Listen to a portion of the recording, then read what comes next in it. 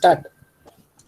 ಕರ್ನಾಟಕ ರಾಜ್ಯ ಅಕ್ಕ ಮಹಾದೇವಿ ಮಹಿಳಾ ವಿಶ್ವವಿದ್ಯಾಲಯ ವಿಜಯಪುರ ಸಮಾಜ ಕಾರ್ಯ ವಿಭಾಗವು ಹಮ್ಮಿಕೊಂಡಿರುವ ಒಂದು ವಾರದ ಗ್ರಾಮೀಣ ಸಹಭಾಗಿತ್ವ ಸಮೀಕ್ಷೆಯ ತರಬೇತಿ ಕಾರ್ಯಾಗಾರದ 6ನೇ ದಿನ ಇಂದು ಬುಡಕಟ್ಟು ಸಮುದಾಯ ಹಾಗೂ ಆದಿವಾಸಿಗಳ ಜೀವನದ ಕುರಿತು ವಿಶೇಷ ಉಪನ್ಯಾಸವನ್ನ ಹಮ್ಮಿಕೊಳ್ಳಲಾಗಿದ್ದು, ಇಂದು ನಮ್ಮೊಂದಿಗೆ ಸಂಪನ್ಮೂಲ ವ್ಯಕ್ತಿ, ಸಮಾಜ ಕಾರ್ಯ ವಿಭಾಗದ ಮುಖ್ಯಸ್ಥರು ಹಾಗೂ ವಿಭಾಗದ ಎಲ್ಲ ಪ್ರಾಧ್ಯಾಪಕರುಗಳು ಮತ್ತು ಎಲ್ಲ ವಿದ್ಯಾರ್ಥಿಗಳೆಲ್ಲರಿಗೂ ನಮಸ್ಕಾರಗಳು. ಮೊದಲನೇದಾಗಿ ಇಂದಿನ ಈ ವಿಶೇಷ ಉಪನ್ಯಾಸ ಕಾರ್ಯಾಗಾರದ ಸ್ವಾಗತ ನುಡಿಗಳನ್ನ ಡಾಕ್ಟರ್ ಕಲಾವತಿ ಎಚ್ ಕಾಂಬ್ಳೆ, ಸಹಾಯಕ ಪ್ರಾಧ್ಯಾಪಕರು, ಕರ್ನಾಟಕ ರಾಜ್ಯ ಅಕ್ಕ ಮಹಾದೇವಿ ಮಹಿಳಾ ವಿಶ್ವವಿದ್ಯಾಲಯ ವಿಜಯಪುರ, ಇವರು ನಡೆಸಿಕೊಡಬೇಕೆಂದು ಮೇಡಮ್ ಅವರಲ್ಲಿ ಕೇಳಿಕೊಳ್ಳುತ್ತೇನೆ. Thank you, Shivlingam Metri. Good morning, everyone. Karnataka State Akka Mahadevi Women's University Vijaypur Department of Social Work has organized on participatory role appraisal and micro planning practice for MSW students. Today we have the 6th day of online workshop and have a special lecture on tribal community and tribal life for students MSW. I am very happy all the dignitaries of this function. First of all, would like to welcome the special invitee and resource person of this lecture, Dr. Umesh V. Gadikar, Assistant Professor, Yashwantrao Chauhan School, Rural Development, Shivaji, Maharashtra. On behalf of Social Work Department, I welcome wholeheartedly to you, sir. Thank you so much. I heartily welcome the President of Special G.B. Sonar, Chair, Department of Social Work, Karnataka Akka Mahadevi Women's University, Vijaypur. Welcome you, sir. Thank you, madam. Son Kamble, Assistant Professor, Department of Social Work, Karnataka State Akka Mahadevi Women's University, Vijaypur, for his sir. I welcome the guest faculties of our university, Dr. Praveen Kumar and Sri Shivlingam Metri. I welcome both of you, sir. Now I welcome 4th semester, Department of Social Work, Karnataka State Akka Mahadevi Women's University, Vijaypur. I welcome you all. Once again, I welcome one and all present over here. Thank you for the opportunity. Thank you. ಕಾರ್ಯಾಗಾರದ ಸ್ವಾಗತ ನುಡಿಗಳನ್ನ ಆಡಿದ doctor Kalavati H Kamble madam ಅವರಿಗೆ ಧನ್ಯವಾದಗಳು. ಇಂದಿನ ವಿಶೇಷ ಉಪನ್ಯಾಸ ಕಾರ್ಯಾಗಾರವನ್ನು ಉದ್ದೇಶಿಸಿ ಪ್ರಾಸ್ತಾವಿಕ ನುಡಿಗಳನ್ನ ಡಾಕ್ಟರ್ ಜಿ.ಬಿ. ಸೋನಾರ್, ಮುಖ್ಯಸ್ಥರು, ಸಮಾಜ ಕಾರ್ಯ ವಿಭಾಗ, ಕರ್ನಾಟಕ ರಾಜ್ಯ ಅಕ್ಕ ಮಹಾದೇವಿ ಮಹಿಳಾ ವಿಶ್ವವಿದ್ಯಾಲಯ, ಇವರು ನಡೆಸಿಕೊಡಬೇಕೆಂದು ಸರ್ ಅಲ್ಲಿ ಹೇಳಿಕೊಡುತ್ತೇನೆ. ಎಲ್ರಿಗೂ ನಮಸ್ಕಾರ. Very good morning to all. ಇವತ್ತು ನಮ್ಮ 8 ದಿನದ ಕಾರ್ಯಾಗಾರದ 6ನೇ ದಿನವಾಗಿದೆ. ಇವತ್ತಿನ ಒಂದು ಕಾರ್ಯಾಗಾರದಲ್ಲಿ ವಿಶೇಷವಾಗಿ ನಾವು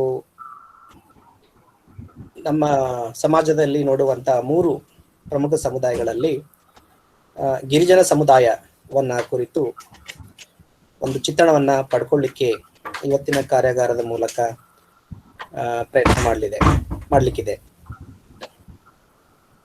ಸೊ ಡಾಕ್ಟರ್ ಉಮೇಶ್ ಅವರು ನನ್ನ ಮೊದಲನೇ ಒಂದು ಬ್ಯಾಚಿನ ವಿದ್ಯಾರ್ಥಿ. ನಾನು ಮಹಾರಾಷ್ಟ್ರದಲ್ಲಿ ಮೊದಲು ನನ್ನ ಬೋಧನೆಯನ್ನ Walchand college of arts and science ಸೋಲಾಪುರದಲ್ಲಿ ಪ್ರಾರಂಭಿಸಿದಾಗ ಅವರು ಅಲ್ಲಿ ನನ್ನ ವಿದ್ಯಾರ್ಥಿಯಾಗಿದ್ದರು. One of the very favourite students of mine. So he was the gold medallist during his final year examinations.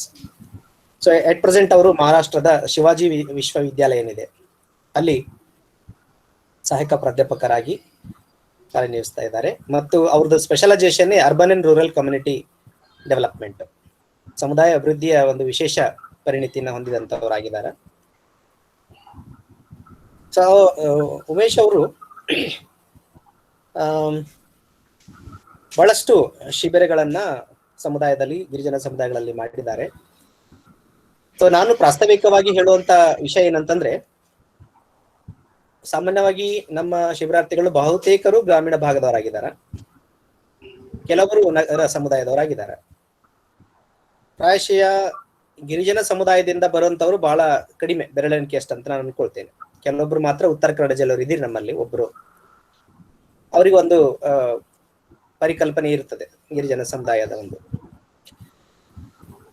So ಇವತ್ತು ನಾವು ಗಿರಿಜನ ಸಮುದಾಯದ ಒಂದು ಸ್ಥಿತಿಗತಿ ಮತ್ತು ಒಟ್ಟಾರೆ ಚಿತ್ರಣವನ್ನ ಡಾಕ್ಟರ್ ಉಮೇಶ್ ಗಡೇಕರ್ ಅವರ ಒಂದು ಇಂಟ್ರಾಕ್ಷನ್ ಅಲ್ಲಿ ನಾವು ತಿಳ್ಕೊಳ್ಳಿಕ್ಕೆ ಪ್ರಯತ್ನ ಮಾಡೋಣ. ಅಫ್ಕೋರ್ಸ್ ನಾವು ಫಿಸಿಕಲ್ ಕ್ಯಾಂಪ್ ಮಾಡಿದ್ರೆ ಗಿರಿಜನ ಸಮುದಾಯದಲ್ಲೇ ಮಾಡ್ತಾ ಇದ್ವಿ. It is unfortunate for that because of coronavirus and COVID-19 pandemic situation, it is not possible for us to go and visit and stay in the tribal community and experience the tribal life. However, ಈ ಎಲ್ಲ ಅಡೆತಡೆಗಳ ಮಧ್ಯನೂ ಕೂಡ ನಾವು ನಮ್ಮ ಕಲಿಕೆಯನ್ನ ಸಾಧ್ಯವಾದಷ್ಟು ಮಟ್ಟಿಗೆ ಮುಂದುವರಿಸಲಿಕ್ಕೆ ಪ್ರಯತ್ನ ಮಾಡಬೇಕು ಅನ್ನೋ ದೃಷ್ಟಿಯಿಂದ ಇವತ್ತು ಗಿರಿಜನ ಸಮುದಾಯವನ್ನ ಕುರಿತಂತೆ ಒಟ್ಟಾರೆ ಒಂದು ಚಿತ್ರಣವನ್ನ ನಾವು ನಿಮಗೆ ನೀಡ್ಲಿಕ್ಕೆ, ನೀವು ಸೈದ್ಧಾಂತಿಕವಾಗಿ ಓದಿರ್ತೀರಿ, ಬಟ್ ಆದ್ರೂ ಉಮೇಶ್ ಅವರು ಅವರ ಒಂದು ಪ್ರಾಯೋಗಿಕ ಅನುಭವ ಏನಿದೆ ಗಿರಿಜನ ಸಮುದಾಯದಲ್ಲಿ ವಾಸಿಸುವುದರ ಹಿಡ್ಕೊಂಡು, ನನ್ಗೆ ನೆನಪಿದೆ, ನಾನು ಅಲ್ಲಿ ಶಿಕ್ಷಕನಾಗಿದ್ದಾಗ ಈ ಬ್ಯಾಚ್ ಅನ್ನ ಕರ್ಕೊಂಡು ಮಹಾರಾಷ್ಟ್ರದ ಒಂದು ಮೇಲ್ಘಾಟ್ ಅನ್ನ ಒಂದು ಅಭಯಾರಣ್ಯ ಇದೆ ಅಮರಾವತಿ ಜಿಲ್ಲೆಯಲ್ಲಿ. ಸೋಲಾಪುರದಿಂದ ಒಂದು 14 ತಾಸು ಜರ್ನಿ ಮಾಡಿ, ಟ್ರೈನಿಗೆ ಹೋಗಿ, ಆಮೇಲೆ ಬಸ್ ಜರ್ನಿ ಮಾಡಿ, ಆಮೇಲೆ ನಡ್ಕೊಂಡು ಆ ಸಮುದಾಯಕ್ಕೆ ಹೋಗ್ಬೇಕು. ಸೊ ಆ ಸಮುದಾಯದಲ್ಲಿ ಇವತ್ತಿನವರೆಗೂ ವಿದ್ಯುತ್ ಶಕ್ತಿ ಇಲ್ಲ, ಇವತ್ತಿನವರೆಗೂ ರಸ್ತೆ ಇಲ್ಲ, ಯಾವ ಟೆಲಿಫೋನ್ ಕನೆಕ್ಷನ್ ಸಿಗುದಿಲ್ಲ, ಯಾವ ಮೊಬೈಲ್ ಕನೆಕ್ಷನ್ ನೆಟ್ವರ್ಕು ಸಿಗುದಿಲ್ಲ. ಆ ತರದ ಸಮುದಾಯದಲ್ಲಿ ನಾವು 1 ವಾರಗಳ ಕಾಲ ಇದ್ದು ಅಡಿಗೆ, ನಮ್ಮ ಊಟದ ವ್ಯವಸ್ಥೆ ನಾವು ಮಾಡ್ಕೊಂಡು ಹೋಗಿರ್ಲಿಲ್ಲ. ಆ ಗಿರಿಜನ ಸಮುದಾಯದವರ ಮನೆಯಲ್ಲೇನೆ ಊಟ ಮಾಡ್ತಾ ಇದ್ವಿ. ಅವ್ರು ಊಟ ಕೊಟ್ರೆ ಊಟ ಮಾಡ್ತಾ ಇದ್ವಿ. ಕೆಲವೊಂದ್ಸಲ 1-2 ದಿನ ನಮಗೆ ಊಟ ಸಿಗ್ಲಾದಂತ ಸ್ಥಿತಿನೂ ಅನುಭವ ಎದುರಾಗಿತ್ತು. ಸೊ ಆ ತರದ ಒಂದು ಅನುಭವವನ್ನ, ಬಹಳ ಶ್ರೀಮಂತ ಅನುಭವವನ್ನ ಹೊಂದಿರುವಂತ ಡಾಕ್ಟರ್ ಉಮೇಶ್ ಅವರು ನಮ್ಮೊಂದಿಗೆ ಇದ್ದಾರೆ. ಮತ್ತು ಇವತ್ತಿನ ಒಂದು ಅವರ ಒಂದು ಸೆಷನ್ ನಂತರ, ಅವರು ಮೂಲತಃ ಮಹಾರಾಷ್ಟ್ರದವರಾಗಿರೋದ್ರಿಂದ ಹಿಂದಿಯಲ್ಲಿ ಮಾತಾಡ್ತಾರೆ. ಸೊ ನೀವುಗೆ ಏನಾದ್ರು ಇಂಟ್ರಾಕ್ಷನ್ ಮಾಡ್ಬೇಕಂದ್ರೆ ನೀವು ಕನ್ನಡದಲ್ಲೂ ಕೇಳ್ಬೋದು, ಹಿಂದಿಯಲ್ಲೂ ಕೇಳ್ಬೋದು, ಇಂಗ್ಲಿಷಲ್ಲೂ ಕೇಳ್ಬೋದು.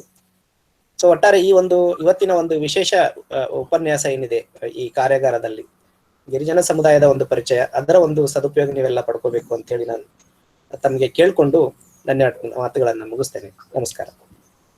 ಪ್ರಾಸ್ತಾವಿಕ ನುಡಿಗಳನ್ನಾಡಿದ ಡಾಕ್ಟರ್ ಡಿ ವಿಶ್ವನಾಥ್, ಮುಖ್ಯಸ್ಥರು ಸಮಾಜ ಕಾರ್ಯ ವಿಭಾಗ, ಇವರಿಗೆ ಧನ್ಯವಾದ. ಈಗ ಉಪನ್ಯಾಸ ಕಾರ್ಯಾಗಾರದಲ್ಲಿ ಭಾಗಿಯಾದ ಸಂಪನ್ಮೂಲ ವ್ಯಕ್ತಿಯ ಪರಿಚಯವನ್ನ ಡಾಕ್ಟರ್ ಪ್ರವೀಣ್ ಕುಮಾರ್, ಉಪನ್ಯಾಸಕರು, ಸಮಾಜ ಕಾರ್ಯ ವಿಭಾಗ, ಇವರು ನಡೆಸಿಕೊಡಬೇಕೆಂದು ಇವರಲ್ಲಿ ಕೋರುತ್ತೇನೆ. Thank you sir.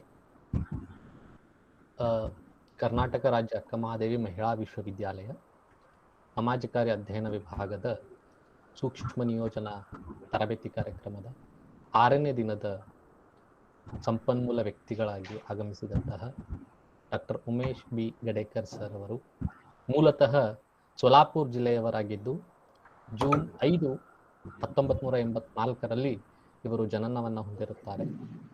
ತಮ್ಮ SSLC ಮತ್ತು PUC ಶಿಕ್ಷಣವನ್ನು ಪುಣೆಯಲ್ಲಿ ಪಡೆದಿರುತ್ತಾರೆ. 2005ರಲ್ಲಿ BSc ಜಿಯಾಲಜಿಯಲ್ಲಿ ಶಿವಾಜಿ ವಿಶ್ವವಿದ್ಯಾಲಯ ಕೊಲ್ಹಾಪುರದಿಂದ ಪದವಿಯನ್ನು ಪಡೆದಿರುತ್ತಾರೆ.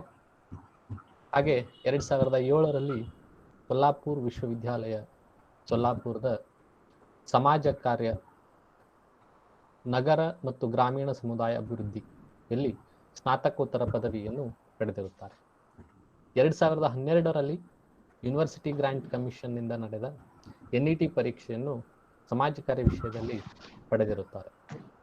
ನಂತರ ಇವರು ಯಶವಂತರಾವ್ ಚೌಹಾಣ್ ಗ್ರಾಮೀಣ ಅಭಿವೃದ್ಧಿ ಶಾಲೆ ಶಿವಾಜಿ ವಿಶ್ವವಿದ್ಯಾಲಯ ಕೊಲ್ಹಾಪುರದಲ್ಲಿ ಸತತ 8 ವರ್ಷಗಳಿಂದ ಸಹಾಯಕ ಪ್ರಾಧ್ಯಾಪಕರಾಗಿ ಕಾರ್ಯನಿರ್ವಹಿಸುತ್ತಿದ್ದಾರೆ. ಇವರ ಅಧ್ಯಯನದ ಆಸಕ್ತಿ ಕ್ಷೇತ್ರಗಳು ಗ್ರಾಮೀಣ ಸಮುದಾಯ ಅಭಿವೃದ್ಧಿ, ಗ್ರಾಮೀಣ ಜೀವನೋಪಾಯ, ಬಡತನ ಮತ್ತು ಕಿರುಬಂಡವಾಳ, ಸ್ವಸಹಾಯ ಸಂಘ ಮತ್ತು ಜೀವನೋಪಾಯ ಬೆಳವಣಿಗೆ ಹಾಗೂ ಮಹಿಳಾ ಸಬಲೀಕರಣ.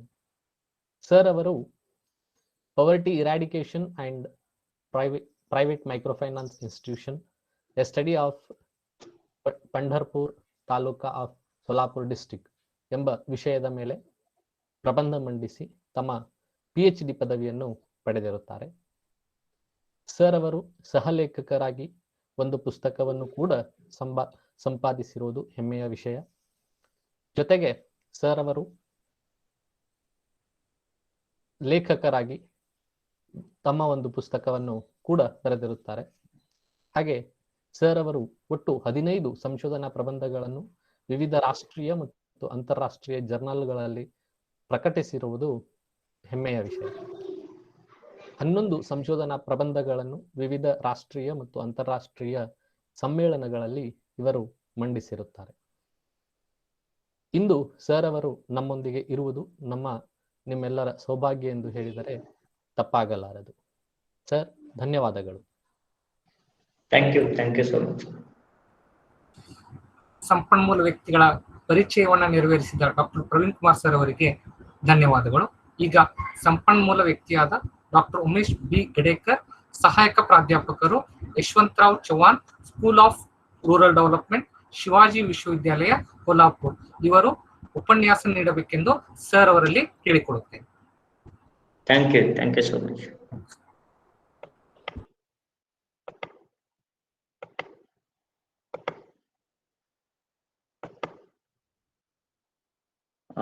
Am I audible? Yes. Yes, thank you. Yes. First of all, I would like to thank Dr. Gangadhar Sunar sir, who is my teacher, mentor and guide from my postgraduate degree. He has provided me an opportunity today to interact with you all on a topic that is tribal community and tribal life. I would also like to thank all the team members of sir who is working with him and providing great facilities to have this session. So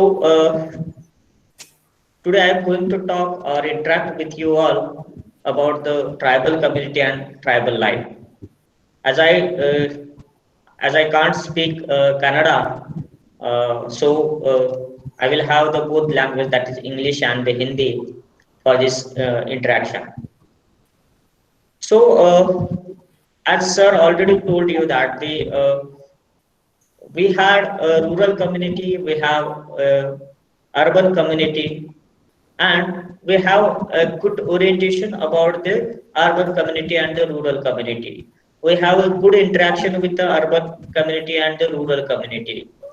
We all have seen the lifestyle of the urban community and also lifestyle of the rural community.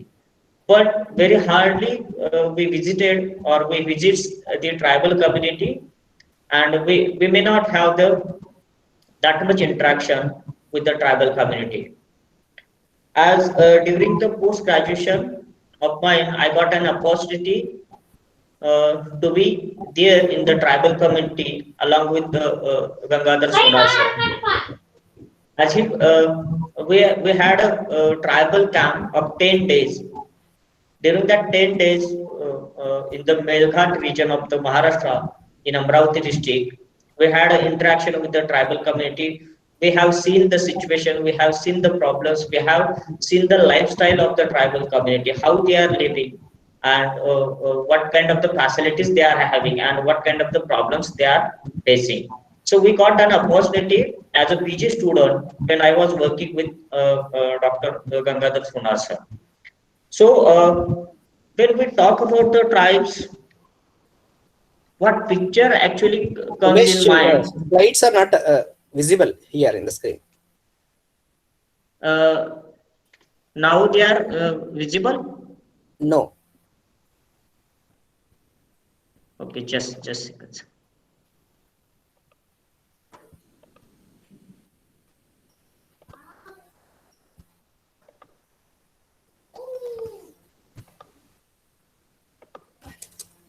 Now, are they visible? No, it is the same slide. No, you have not made any changes No, that you have no, sent. sir. Okay, now I Yes, will share. I have got. I will share it. but from my side, they are sharing actually. Some problem is there. Sir, it is Nobody's. visible, sir. Praveen ಕಾಣಿಸ್ತಾ Is ಇದೆಯಾ somebody? Slide? ಹಾ sir, ಕಾಣಿಸ್ತಾ ಇದೆ sir. ಹೌದಾ? ನಂಗೆ ಕಾಣಿಸ್ತಿಲ್ಲ. Okay, it's okay, it's okay. You can continue Umesh. Okay. Thank you, sir. Okay. Yes. When we think about the tribes, or when we use the word tribe or the tribal, what comes, or what is the picture that comes in our mind? Uh, the picture is very different when we talk about the tribes in many sense. That is, in sense of color, in sense of body shape, sometime with the living style, sometime with the clothing, culture.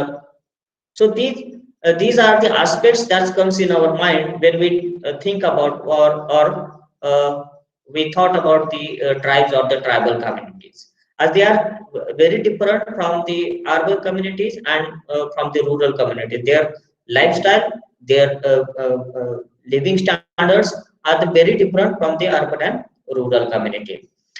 Now, if we have to understand this community and the lifestyle or the life of the tribal community, first of all we need to understand what exactly meaning of the tribe. मतलब हम जब ग्रामीण community के बारे में सोचते हैं, ग्रामीण समुदाय के बारे में सोचते हैं, अर्बन समुदाय के बारे में सोचते हैं, तो हमें थोड़ा पता होता है, हम ज्यादातर इन समुदाय से समुदाय देखा हुआ है, उनका लाइफस्टाइल हमें पता है, लेकिन जब हम सोचते हैं कि ट्राइबल कम्युनिटी के बारे में, तो हमें उतनी जानकारी नहीं होती है, या फिर हम वहां पर जाके नहीं आए होते, तो थोड़ा पहचान करने में हमें थोड़ी दिक्कत हो सकती है। लेकिन अगर हम जब ट्राइबल्स के बारे में सोचते हैं, आदिवासी समाज के बारे में सोचते हैं, तो हमारे माइंड में जो पिक्चर आता है, पहला पिक्चर आता है, तो वो यही आता है कि ये हमसे थोड़े अलग है, बहुत सारे विशेषताएं से अलग है, मतलब कपड़ों के हिसाब से वो अलग है, उनके कल्चर के हिसाब से अलग है, उनका रहन सहन के हिसाब से अलग है, उनका जो फोक कल्चर है उसके हिसाब से वो अलग है। तो हमें अंडरस्टैंड करना है कि क्या है आदिवासी, मतलब क्या है, what is exactly tribe. So for that we need to understand the tribe. What is the tribe? What is a tribe? According to the SC Dubey, tribe is an aggregate of people sharing social values, common dialect, territory, and the culture. So this is the one definition that has been given by the SC Dubey. What he says that the tribal is a group or aggregate of people those are living togetherly. They are coming togetherly, they are living togetherly, they have the common social values, they are sharing the social values with each other, they have the common dialect means they have the common language, which is their own language. According as per the community, languages are changing. For example, if the tribal community is a Gond community, then they have the Gondi language. If the tribal community is a Bhil or Korku, they have their own language. So each community has their own language, and then they have the common territory. They are living togetherly. Basically, when we talk about the territory, अब जब territory के बारे में सोचते हैं जहां पर वो रहते हैं, तो हमें ये पाया जाता है कि ट्राइबल कम्युनिटी जो है वो ज्यादातर हिली रीजन्स में पाई जाती है, also in a forest region. ये जंगल और पहाड़ों में ज्यादातर ये ट्राइबल कम्युनिटीज पाई जाती है, जिनकी एक अपनी भाषा है, एक अपनी अलग भाषा है, जो भाषा का और जिस भाषा का हम इस्तेमाल करते हैं उससे अलग उनकी ओन लैंग्वेज है, ओन कॉमन डायलेक्ट है, अलग रीजन में रहते हैं, अलग टेरिटरी में रहते हैं, और उनका कल्चर जो है वो कल्चर हमसे बहुत ही अलग है। हम जिस तरह का लाइफस्टाइल, जिस तरह का कल्चर है, कल्चर में बहुत सारी चीजें आते हैं, फेस्टिवल्स आते हैं, कपड़े आते हैं, खाना आता है, वैल्यू सिस्टम आता है, ये सब भाषा आती है। तो ये इन सब चीजों के बारे में वो हमसे अलग है। So they have their own values, they have their own culture, they have their own territory, and they have their own common dialect. So this is the definition of a tribal community or the tribe. Another one definition is here.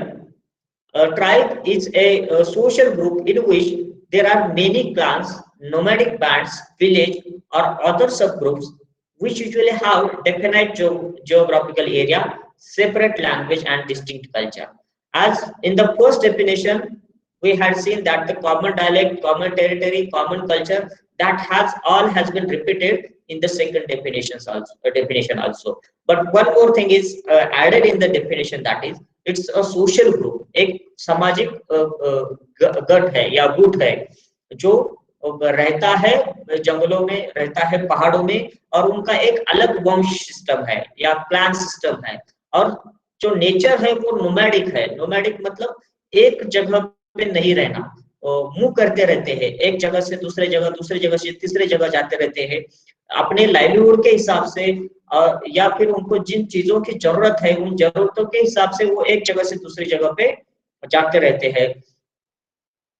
उनका जो territory है वो अलग सा है, geographical specific and definite geographical area है। Language उनका separate है। जैसे हम अभी थोड़ी देर पहले बात की कि अगर गोंड कम्युनिटी है तो गोंडी लैंग्वेज में बात करते हैं। महाराष्ट्र में कोरकू नाम की एक कम्युनिटी है, वो उनकी कोरकू लैंग्वेज है। तो इस तरह से उनका हर एक कम्युनिटी का अपना एक लैंग्वेज है, अपनी एक भाषा है। ये जो भाषा है वो लिखित स्वरूप में अवेलेबल नहीं है, जो रिटर्न में अवेलेबल नहीं है, बट ये जो ओरली एक जनरेशन से दूसरे जनरेशन को ट्रांसफर की हुई भाषा है। सो उनकी अपनी एक अलग भाषा है और उनका अपना एक अलग कल्चर है, जो कल्चर हमारे अर्बन रूरल कम्युनिटी से बिल्कुल ही अलग है। सो अगर हम कैरेक्टरिस्टिक्स देखें ट्राइबल कम्युनिटी की, तो ये कुछ कैरेक्टरिस्टिक्स है ट्राइबल कम्युनिटी के। अगर जिस कम्युनिटी में ये सारी चीजें पाई जाती है उसे हम ट्राइबल कम्युनिटी कह सकते हैं। जैसे कि पहला कैरेक्टरिस्टिक्स है जो हमने डेफिनेशन में भी देखा था कि एक कॉमन टेरिटरी है, एक कॉमन टेरिटरी में रहते हैं। अभी जिस तरह से अर्बन कम्युनिटी, जो शहरों में बसे हुए कम्युनिटी को हम अर्बन कम्युनिटी कहते हैं, जो गांव में बसे हुए कम्युनिटी को रूरल कम्युनिटी कहते हैं। लेकिन अर्बन और रूरल कम्युनिटी के बारे में हम अगर सोचते हैं तो हम देखते हैं कि उनमें जो डेंसिटी है, पॉपुलेशन की डेंसिटी है, वो बहुत ज्यादा है। गांव में भी हमारे यहाँ गांव 600, 700, 800 या फिर उससे ज्यादा पॉपुलेशन के गांव होते हैं। लेकिन जब हम ट्राइबल कम्युनिटी के बारे में सोचते हैं, जो उनका गांव है या उनकी बस्ती जो है वो इतनी बड़ी नहीं होती है। कभी कभी 10, 20, 25, 50 इतने ही फैमिली या फिर उससे भी कम फैमिली के उनका गांव, या मराठी में उसको पाड़ा भी बोलते हैं, आदिवासी पाड़ा, इस तरह से भी बात करते हैं। तो वो बहुत छोटे नंबर्स में रहते हैं, लेकिन वो अलग से रहते हैं। वो जंगलों के पास में रहते हैं, जंगल में रहते हैं, या फिर जो हिली रीजन्स है तो हिली रीजन्स में भी पाए जाते हैं। उनका जो लैंग्वेज है, अभी हम थोड़ी देर पहले लैंग्वेज के बारे में बात किए, तो अभी फिर से वो बात नहीं करते हैं कि उनका, लेकिन एक हमें समझना चाहिए कि उनकी अपनी अलग भाषा है, जिस भाषा में वो क्या करते हैं, आपस में जब बात करते तो वो उन्हीं की लैंग्वेज में बात करते हैं, ना कि बाहर की लैंग्वेज में, या मराठी या हिंदी या फिर कन्नड़ा, ये लैंग्वेज में बात नहीं करते। उनकी खुद की कम्युनिटी की एक अलग भाषा है, उस भाषा में वो बात करते हैं। Absence of writing, as I already told you, कि ये जो भाषा है उनकी, ये जो लैंग्वेज है, वो रिटर्न फॉर्म में अवेलेबल नहीं है, या फिर रिटर्न फॉर्म में वो अस्तित्व में नहीं है। उसका जो यूज होता है वो ओरली होता है, और अपने ओल्ड जनरेशन से यंग जनरेशन जो है ये भाषा सीखता है और आगे आने वाली जनरेशन को पास करता है। तो इस तरह का कैरेक्टरिस्टिक्स है भाषा या लैंग्वेज के बारे में। किनशिप जो है, जो हम क्या बोलते हैं हिंदी में, जो नाता बोलते हैं या नातलग बोलते हैं, तो वो डिफरेंट है, हमसे थोड़ा सा डिफरेंट है। वो किस तरह से है वो आगे थोड़ा सा हम उसमें भी चर्चा कर सकते हैं। चीफशिप है, एक हर फैमिली का एक चीफ होता है, उसी तरह से एक कम्युनिटी का भी एक चीफ होता है। एक जो ओल्डेस्ट पीपल है कम्युनिटी के, वो एज अ चीफ वो काम करते हैं। कुछ कम्युनिटी के डिस्प्यूट्स हो या कुछ जस्टिस इनजस्टिस की बातें हो, अगर उससे डील करना है तो ये जो चीफ पर्सन होता है ऑफ द कम्युनिटी, उनके गाइडेंस से उस पे जो जस्टिस की बातें हैं वो होती रहती है। Then they believes on the animism. हर जो जीव है, हर जो सजीव है, उसमें सोल है, उसमें आत्मा है, इस तरह का उनका बिलीफ है।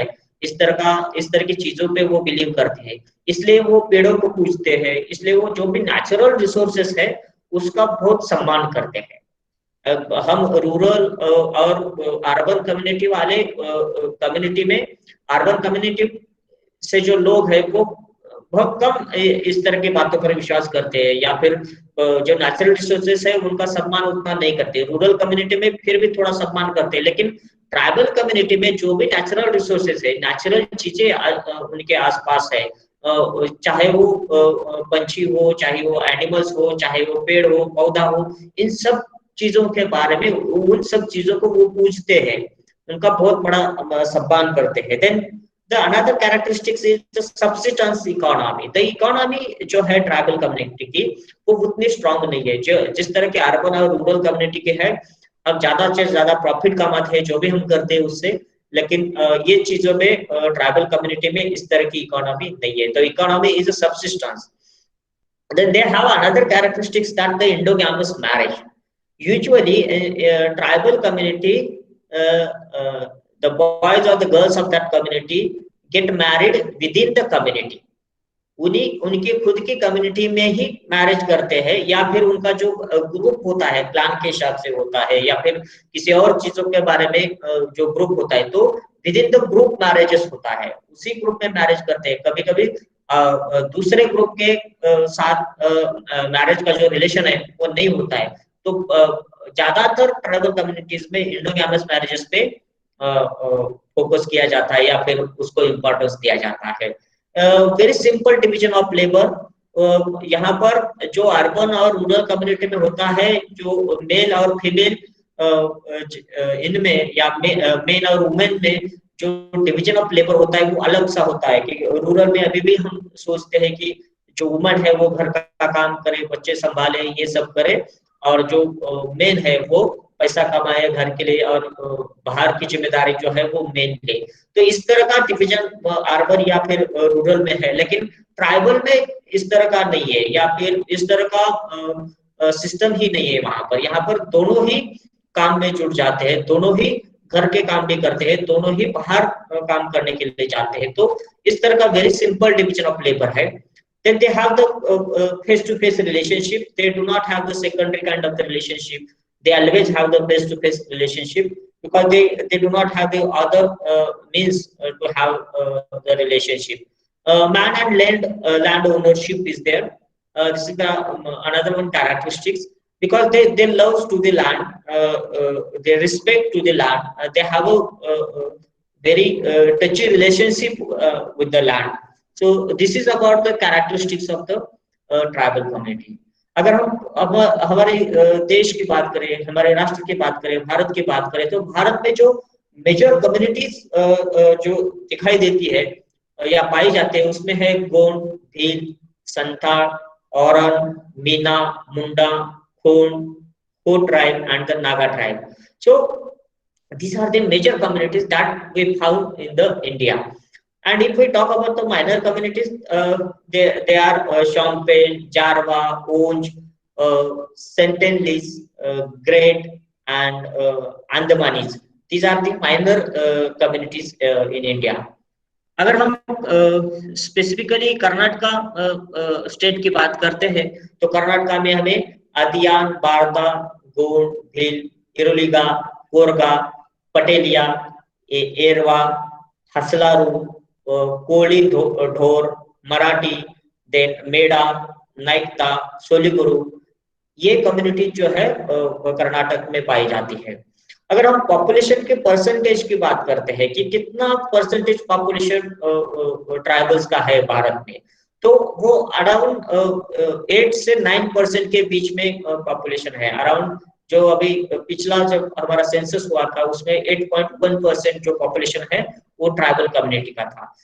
मतलब अगर 100 लोग हमारे भारत के हैं तो उसमें से 8 या 8 से थोड़े से ज्यादा लोग जो है वो ट्राइबल कम्युनिटी के हैं। तो अब ये ट्राइबल कम्युनिटी जो है वो हर स्टेट में बिखरा हुआ है। हर स्टेट में आपको महाराष्ट्र में ट्राइबल कम्युनिटीज मिलेंगे, कर्नाटका में मिलेगा, साउथ में आंध्र प्रदेश में चेंचू करके ट्राइब्स कम्युनिटी है वो मिलेंगे, इधर मध्य प्रदेश में गोंड मिलेगा, अब अगर गुजरात में जाते हैं तो वहां पर भिल कम्युनिटी आपको मिल सकता है, महाराष्ट्र में कोरकू कम्युनिटी मिलती है। तो इस तरह से ये जो डिस्ट्रीब्यूशन है वो पूरे देश में है ट्राइबल कम्युनिटी का।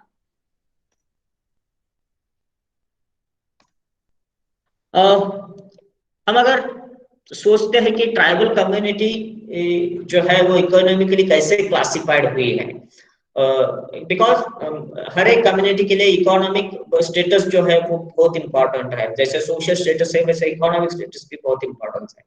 तो ट्राइबल कम्युनिटी से कम्युनिटी जो है इस तरह से डिवाइड हुई है उनके इकोनॉमिक एसेट के हिसाब से, या फिर इकोनॉमिकली जो उनके लाइवलीहुड सोर्सेस है वो लाइवलीहुड सोर्सेस के हिसाब से कम्युनिटीज कुछ ग्रुप में डिवाइड हुई है।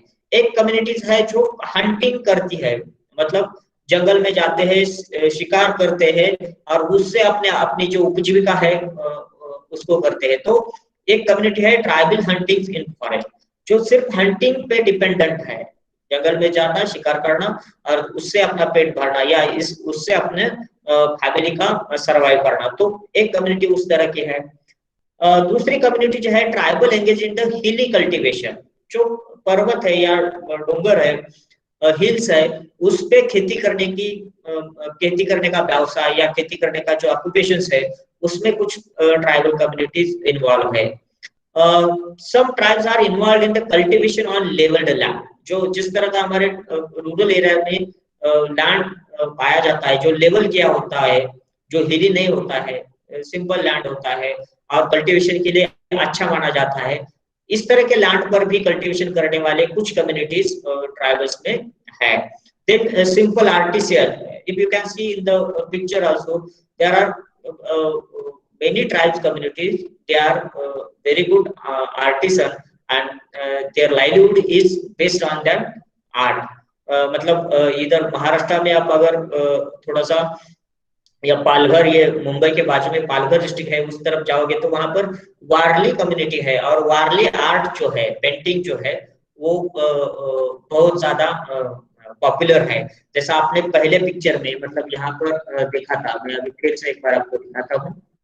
ये जो पेंटिंग दिख रहा है आपको, ये पहले इसमें ये जो वारली आर्ट है वो काफी फेमस है। तो इस तरह के आर्ट्स के लिए भी कुछ कम्युनिटीज है।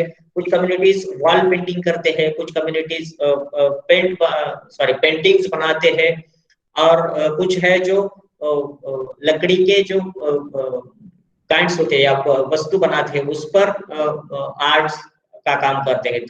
तो इस तरह का कुछ कम्युनिटीज है। कुछ है जो पास्टोरल ट्राइब्स है, मतलब एक जगह पे नहीं रहते, वो हर बार अपना रहने का जो ठिकाना है वो बदलते रहते हैं, घूमते रहते हैं। इस प्रकार की एक ट्राइबल कम्युनिटी है। Then tribes living as folk artist, कुछ ट्राइबल कम्युनिटीज है फोक आर्टिस्ट है, उनका गाने का तरीका, उनके गाने अलग से है, उनके सॉन्ग अलग से है, उनका डांस अलग से है, उनके जो म्यूजिक बजाने के जो क्या बोलते हैं टूल्स है वो अलग है। तो इस तरह के भी एक कुछ लोग है या कुछ कम्युनिटी में डिवाइड हुआ है। Then agriculture and non agriculture labour oriented tribes. Now ऐसा भी हुआ है कि कुछ ट्राइबल्स कम्युनिटी जो है वो शहरों के पास में आया है, थोड़ा अर्बन या रूरल के क्लोज में आया है। तो इसकी वजह से उनको वो अभी एग्रीकल्चर में लेबर बन के भी काम कर रहे हैं या फिर कुछ हाउस होल्ड वर्क करने में भी लगे हैं। तो इस तरह का भी कुछ ऑक्यूपेशंस या फिर लाइवलीहुड सोर्सेस उनके पास है। अभी सर्विस और ट्रेड में कुछ ट्राइब्स है, लेकिन उसका जो नंबर है वो उतना ज्यादा नहीं है।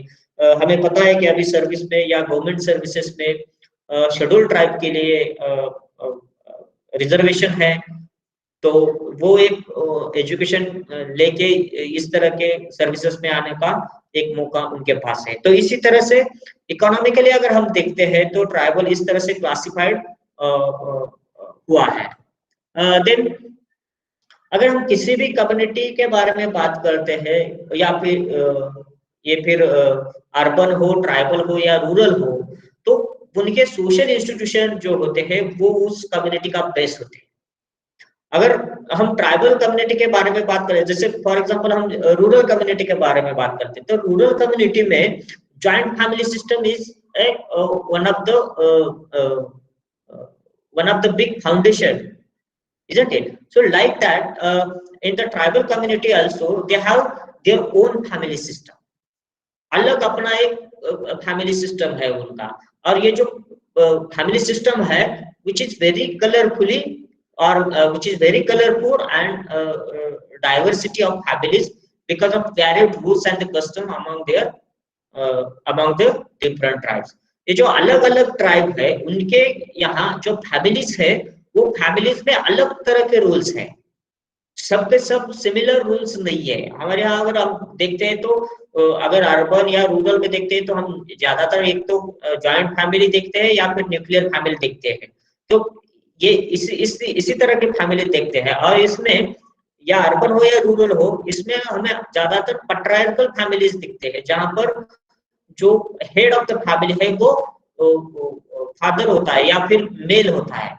जो भी घर का बड़ा बुजुर्ग मेल होता है वो हेड ऑफ द फैमिली होता है। लेकिन ये इसी तरह के फैमिलीज हमारे यहाँ रूरल या अर्बन में पाई जाती है। लेकिन अगर हम ट्राइबल्स की बात करते हैं तो बिल्कुल अलग तरह के फैमिलीज हम यहाँ पर देखते हैं। सो अगर हम on the basis of succession और डिसेंट अगर हम बात करते हैं तो ट्राइबल्स में दो तरह की फैमिलीज पाई जाती है, एक है matrilineal family and second one is patrilineal family. अभी जैसे हम अभी बात कर रहे थे कि जैसे रूरल में पैट्रियार्कल फैमिली होता है, जो पिताजी होता है या घर का जो मेल मेंबर होता है, he is the head of the family, all the powers will get hold by the male of the family. So this is the patriarchal system or patrilineal system. Some of the tribal groups have the patrilineal family system also, but some of the most of the tribal community, they have the matrilineal kind of the family system, where the powers holds with the mother of the family. जो powers है, जो decision making की capacities है या फिर decision लेने की जो कंट्रोल है वो फीमेल के पास होता है, मदर के पास होता है। वो सब डिसीजन लेती है घर में, जो भी फाइनेंशियल हो नॉन फाइनेंशियल हो, सब डिसीजन वो माँ लेती है। तो इस तरह का एक है। अभी अगर हम पैट्रियार्कल सिस्टम में देखते हैं तो हम जब हमारा खुद का इंट्रोडक्शन देते हैं तो हम अपने पिताजी का नाम लगाते हैं, हमारा खुद का नाम के बाद में पिताजी का नाम लगाते हैं, पिताजी का नाम के बाद में सरनेम लगाते हैं। तो मुझे जब मेरे गांव में पहचाना जाता है तो मेरे पिताजी के नाम से पहचाना जाता है कि ये XYZ का लड़का है करके। ये पैट्रियार्कल सिस्टम में होता है या फिर पैट्रिलिनियल सिस्टम में होता है। लेकिन ट्राइबल्स में वो अलग है। ट्राइबल्स में वो माँ के नाम से पहचाना जाता है कि मैं अगर ट्राइबल्स कम्युनिटी से हूँ या फिर मैं मैट्रिलिनियल काइंड ऑफ द फैमिली से हूँ तो मुझे पहचाना जाएगा मेरी माँ के नाम से, ये अमुक ये XYZ लेडी का लड़का है। इस तरह से ये जो मैट्रिलिनियल कल्चर है ये ट्राइबल्स में बहुत ज्यादा तरीके से हमें दिखता है। और इस तरह के फैमिली ज्यादा दिखते हैं जहां पर जो वुमेन है, घर की महिला है, वो नेतृत्व करती है, वो हेड ऑफ द फैमिली रहती है, वो डिसीजन लेती है और उनके नाम से उनके बच्चों को जाना जाता है। तो ये अलग तरीके की फैमिली सिस्टम है जो हमें अर्बन या रूरल में नहीं देख सकते। अगर हम दूसरी तरफ एक देखते हैं कि on the basis of number of mates, अभी जब हम अर्बन या रूरल में जो कल्चर है मैरिज के बारे में, तो वो मोनोगैमी कल्चर है। मतलब एक आदमी ने एक one man has to marry to the one woman, that is the monogamy. One marriage to the another, that is monogamy. ये एक ही मेट होता है, स्पाउस एक ही होता है। इस तरह का कल्चर है अर्बन और रूरल में। ट्राइबल्स में ये भी है, मोनोगैमी भी है और पॉलीगैमी भी है। मोनोगैमी मतलब यहाँ पर आपका जो लाइफ पार्टनर है वो एक ही होगा। मतलब अगर मैं हूं तो मेरी शादी एक से ही होगी, तो ये मोनोगैमी हो गया। लेकिन अगर दूसरा एक कल्चर है या फिर दूसरे एक फैमिली का टाइप है, वो है पॉलीगैमी। यहाँ पर जो पार्टनर्स है जो एक से ज्यादा है। When we have the partners more than one, we can call it as a polygamy. In a family, if a man has more than one wife, then it's a polygyny. And if the woman having more than one husband, then it can be called as a polyandry. पॉलीजिमी में जो अभी देखा हमने, एक से ज्यादा अगर life partner है तो उसको पॉलीगैमी बोलते हैं। अगर पॉलीगैमी में फिर दो टाइप है, एक है पॉलीजिनी और दूसरा है पॉलीएंड्री। पॉलीजिनी मतलब एक से ज्यादा वाइफ्स, जो पत्नियां होते हैं एक से ज्यादा है तो उसको पॉलीजिनी बोलते हैं, जो कि नागाज ट्राइब में ज्यादातर दिखाई देता है इस तरह का कल्चर या इस तरह की फैमिली। और पॉलीएंड्री सिस्टम में जहां पर जो हस्बैंड्स है तो एक से ज्यादा हस्बैंड्स होते हैं तो उसको बोलते हैं पॉलीएंड्री। एक महिला है जो एक से ज्यादा पुरुषों के साथ शादी करती है और उनका जो फैमिली होता है तो उसको पॉलीएंड्रस फैमिली बोलते हैं। अगर एक पुरुष है जो एक से ज्यादा महिला के साथ शादी करता है तो उसको पॉलीजिनी कहते हैं, जो नागा ट्राइब में इस तरह का फैमिली होता है। और जो वो एक साथ रहते हैं तो उसको पॉलीजिनी कहते हैं। अभी ये जो पॉलीजिनी और पॉलीएंड्री है उसमें फिर अलग से दो टाइप है। थोड़ा सा कंफ्यूजन होने के चांसेस है, लेकिन अगर आप थोड़ा सिंपल तरीके से मैं हिंदी में आपको बताने की कोशिश करूंगा, उससे आपको पहचान में आएगा। पॉलीजिनी यहाँ पर जो है उसके दो टाइप है। पॉलीजिनी मतलब एक से ज्यादा वाइफ, एक से ज्यादा पत्नियां होती है, एक से ज्यादा बीवी होती है तो उसको पॉलीजिनी कहते हैं। इसमें एक टाइप है सोरोरल। सोरोरल मतलब जो बीवियां है, समझो एक आदमी है उसकी दो बीवियां है तो वो पॉलीजिनी हो गया। अभी जो दो बीवियां है वो अगर एक दूसरे की सिस्टर है, रियल सिस्टर है, बहनें हैं, तो उसको सोरोरल बोलते हैं। हाँ, अगर वो बहनें नहीं है, अलग अलग फैमिली से आई है और अलग अलग फैमिली से आती है उनके साथ, लेकिन एक ही आदमी से दोनों शादी करते तो उसको नॉन सोरोरल बोलते हैं। तो ये तरीका, इस तरह का टाइप ऑफ फैमिलीज है और इस तरह से वहां पर शादियां होती है और इस तरह से उनकी जो है फैमिलीज भी बनती है। तो ये सोरोरल और नॉन सोरोरल। सोरोरल में याद रखना है कि दो सिस्टर है जो दोनों बहनें हैं, रियल सिस्टर है, वो एक आदमी से शादी करते हैं तो उसको सोरोरल बोल सकते हैं। और अगर वो दोनों बहनें नहीं है लेकिन वो एक आदमी से शादी कर चुके हैं तो उसको non sororal type of the family बोलते हैं। सिमिलरली पॉलीएंड्री के बारे में है कि पॉलीएंड्री में भी दो टाइप है, एक है fraternal and the non fraternal. अगर दो भाई है, दो भाई एक ही लड़की से शादी करते हैं तो उसको पॉलीएंड्रस बोलते हैं। अगर जो शादी करने वाले जो मेल है या फिर मेन है वो अगर भाई नहीं है, वो उनका रिलेशन जो हो भाई का नहीं है, कुछ अलग रिलेशन है, लेकिन दोनों मिलके एक ही लड़की से शादी करते हैं, या फिर एक लड़की जो है वो दोनों भाई के साथ शादी करती है तो वो फ्रैटर्नल हो गया।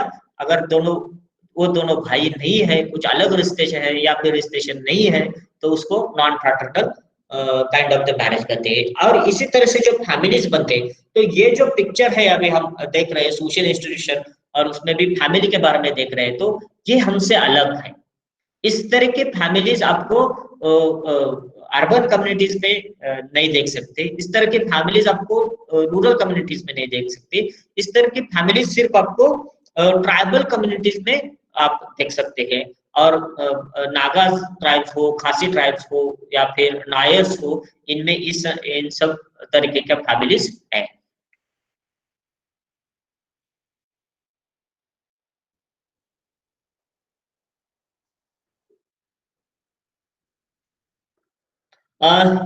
Then again we are talking about the first of all we had discussed the families. Now we are discussing the marriage. As marriage is one of the important social institution of the tribal community. Characteristically, it is very different again from the urban and rural community. And in the tribal community, marriage is not a relationship between the two individuals, but it's a contract between a two group. ये सिर्फ दो व्यक्ति के बीच का relationship नहीं है, बल्कि दो ग्रुप या दो फैमिली के बीच का रिलेशनशिप होता है। तो किस तरह के ट्राइबल्स में मैरिजेस होते हैं वो थोड़ा हम देख लेते हैं। थोड़ा टाइम कम है तो थोड़ा हम स्पीड से अभी देखने की कोशिश करेंगे। एक पहला टाइप है जो प्रिफरेंशियल मैरिज और प्रिस्क्रिप्टिव मैरिज जिसको कहते हैं। उसमें दो तरह के मैरिज होते हैं, एक है क्रॉस कजिन मैरिज या दूसरा है पैरेलल कजिन मैरिज।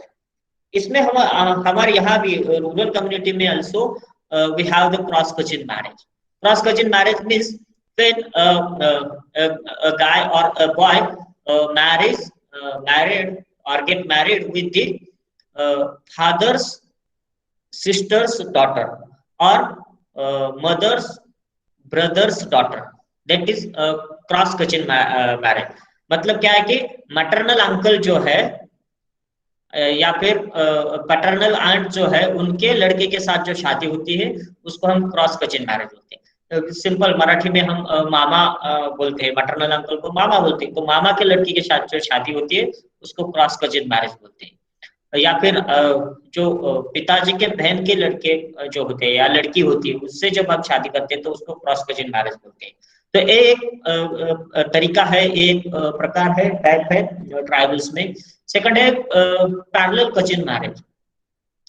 इसमें क्या होता है कि इसमें जब कोई शादी करते हैं तो पैरेलल कजिन में चाइल्ड जो है child of the fathers brother और मदर्स सिस्टर, मौसी की लड़की या फिर अंकल की लड़की के साथ जब शादी करते हैं तो वो पैरेलल कजिन मैरिज बोलते हैं। लेकिन इस तरह का मैरिज जो है वो ट्राइबल्स में बहुत ज्यादा कम्युनिटीज में नहीं है, काफी कम कम्युनिटीज में होता है। लेकिन क्रॉस कजिन मैरिज जो है वो ज्यादातर कम्युनिटीज में पाया जाता है। ग्रुप के हिसाब से कुछ मैरिज के टाइप है, दो टाइप है ग्रुप के हिसाब से। एक है इंडोगैमी और एक है exogamy. Endogamy means within the group, उसी ग्रुप के लड़की से या लड़के से शादी करना, उसको बोलते हैं इंडोगैमी। और ज्यादातर ट्राइबल ग्रुप जो है वो उन्हीं के ग्रुप के लड़के से या लड़की से शादी करते हैं तो उसको इंडोगैमी टाइप ऑफ मैरिज बोलते हैं विद इन द ग्रुप। फिर वो ग्रुप किनशिप से के हिसाब से हो सकता है, कास्ट के हिसाब से हो सकता है, सोशल के हिसाब से हो सकता है, समटाइम वो लोकेलिटी के हिसाब से भी हो सकता है। तो विद इन द ग्रुप जब शादी करते हैं तो उसको इंडोगैमी बोलते हैं। और वो ग्रुप छोड़ के बाहर के ग्रुप के साथ जब शादी बनाते हैं या शादी करते हैं तो उसको एक्सोगैमी बोलते हैं। तो endogamy within the group, exogamy outside the group. तो इस तरह से इस तरह का भी मैरिज वहां पर मैरिज का टाइप यहाँ पर है। अभी यहाँ इस तरफ दूसरी तरफ हम देखेंगे तो वो monogamy, polygamy, again the पॉलीजिनी and polyandry. ये अभी हमने थोड़ी देर पहले जो फैमिलीज में डिस्कस किया था वही है। और उसी तरह का है कि पॉलीगैमी मतलब more than one life partner, monogamy म्हणजे means one life partner. Polygyny में फिर दो टाइप है, पॉलीगैमी में polygyny and the polyandry. Polygyny में जब एक लड़का जो है दो सगी बहनों के साथ शादी करता है तो उसको सोरोरल पॉलीजिनी बोलते हैं। अगर एक लड़का दो अलग अलग लड़कियों से शादी करता है जो कि रियल सिस्टर नहीं है उसको नॉन सोरोरल बोलते हैं। पॉलीएंड्री में जब जो लड़की जो है वो दो सगे भाइयों के साथ शादी करते हैं तो उसको पैटर्नल पॉलीएंड्री बोलते हैं। अगर वो दो भाइयों के साथ शादी न करते, अलग अलग रिश्ते के दो लोगों के साथ शादी करते हैं तो उसको नॉन पैटर्नल बोल सकते हैं। ये कुछ पिक्चर्स है ट्राइबल कम्युनिटी में जिस तरह से मैरिज होता है वो काफी ट्रेडिशनल तरीके से होता है। उनका अपना अलग रिवाज होता है या ट्रेडिशंस है, कस्टम्स उनके अलग है, अलग तरीके से होता है। जो कल्चर है या फिर जो भी प्रोसेस होता है वो भी हमसे बहुत ज्यादातर अलग ही होता है। अभी एक इंटरेस्टिंग इसमें मैरिजेस में है कि वो जो अपना लाइफ पार्टनर चुनते हैं वो किस तरह से चुनते हैं, क्या तरीका है लाइफ पार्टनर चुनने का। तो ये कुछ तरीके हैं, यहाँ पर आप देख सकते हैं कि 8 अलग अलग तरीके हैं। ये 8 अलग अलग तरीके से वो मैरिज के लिए वो लड़का या लड़की जो भी है एक दूसरे को चुनते हैं। तो पहला है मैरिज बाय कैप्चर। इसमें क्या होता है कि जो लड़का और लड़की है एक दूसरे को जानते हैं, पहचानते हैं, एक दूसरे के पहचान वाले होते हैं। लेकिन इसमें क्या होता है कि ट्राइबल्स कल्चर में हमारे यहाँ जिस तरह का डाउरी सिस्टम है और लड़की को डाउरी देना पड़ता है बॉयज के पेरेंट्स को, लेकिन वहां पर अलग है, वहां पर ब्राइड प्राइस देना पड़ता है। मतलब लड़के ने पैसा देना है लड़की के माँ बाप को। तो कुछ कम्युनिटीज में जो लड़के वाले होते हैं वो थोड़े से पुअर होते हैं या गरीब होते हैं, वो ब्राइड प्राइस नहीं दे सकते। तो इसमें ये क्या करते हैं, वो लड़की को कैप्चर कर लेते हैं और उससे शादी करते हैं। या फिर वाइस वर्सा भी हो सकता है। अगर आपने मैरिजेस के बारे में एक एपिसोड आया था सत्यमेव जयते का, आपको अगर याद है आमिर खान जी का सत्यमेव जयते, अगर आपने कभी वो सीरीज देखा होगा तो वो मैरिज के बारे में एक बिहार का ट्राइबल कम्युनिटी का मैरिज दिखाया था, जिसमें उस लड़के को लड़की वालों ने क्या किया था, कैप्चर किया था और लड़की के साथ शादी करवा दी थी। तो इस तरह का ये मैरिज बाय कैप्चर एक ऑप्शन है यहाँ पर जो अपना लाइफ पार्टनर चुनने का। सेकंड है मैरिज बाय परचेस। यहाँ पर जो है परचेस मतलब खरीद लेने जिस तरह से बात करते हैं, लेकिन खरीद लेना मतलब उसी तरह से नहीं जिस तरह से हम बाजार से वस्तु खरीद लेते हैं, उसी तरीका का नहीं है। लेकिन इसमें क्या होता है कि ब्राइड प्राइस आपको देना पड़ता है। जो लड़की के माँ बाप है, लड़की के माँ बाप को लड़के ने पैसा देना है और फिर उससे शादी करना है। तो ये मैरिज बाय परचेस का सिस्टम होता है। अब ये मैरिज बाय परचेस जो है वो ट्राइब्स जो है या फिर मुंडा ट्राइब्स है, नागा ट्राइब्स है, इसमें ये मैरिज बाय परचेस बहुत ज्यादातर तरीके से होता है। और ये मैरिज बाय कैप्चर जो है बिहार में भी मैंने बताया बिरहोर कम्युनिटी नाम की एक कम्युनिटी है, कोंडा कम्युनिटी या खारिया ट्राइब्स है, इनमें मैरिज बाय कैप्चर पाया जाता है। Then marriage by exchange. अगर घर में एक ही घर में लड़का भी है लड़की भी है, दूसरे फैमिली में लड़का भी है लड़की भी है, तो एक घर की लड़की जो है वो दूसरे घर के लड़कों के साथ शादी करेगी, तो दूसरे घर की लड़की अपने घर में बहू बना के लाएंगे। तो इस तरह का एक्सचेंज जो होता है यहाँ पर ट्राइबल्स एरिया में भी अर्लियर बहुत ज्यादा होता था, लेकिन आपका अब उसका जो प्रमाण है या फिर रेशियो है वो बहुत कम हो गया है। लेकिन ट्राइबल्स में अभी भी मैरिज बाय एक्सचेंज है, कुछ कम्युनिटीज में इस तरह से पाया जाता है। ज्यादातर जो है संथाल कम्युनिटी जो है और कोंड कम्युनिटी है, तो ये इन दोनों कम्युनिटी में मैरिज बाय एक्सचेंज से शादियां होती है। अभी एक अनदर इंटरेस्टिंग है मैरिज बाय सर्विस। अभी ऊपर हमने देखा कि मैरिज बाय परचेस है, लड़के को क्या करना है कि लड़की के घर वालों को पैसा देना है। लेकिन अगर if the boys is unable to pay the bride price, then what to do.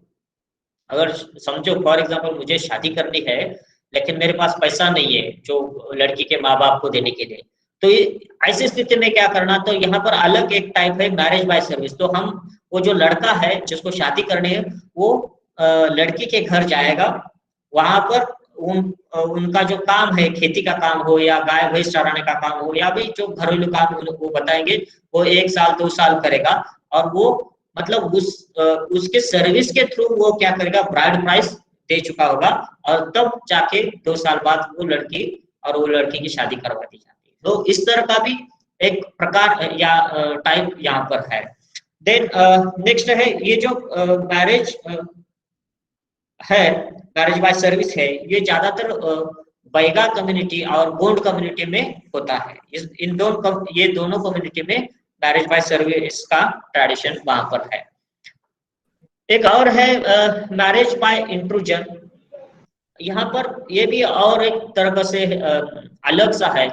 एक जब एक लड़की को एक लड़का पसंद है और उसको वो चाहते हैं कि उस लड़के से उसकी शादी हो, लेकिन लड़के के माँ बाप या लड़के के घर वाले जो है उसको अपोज करते हैं, तो ऐसे केस में क्या होता है कि ये लड़की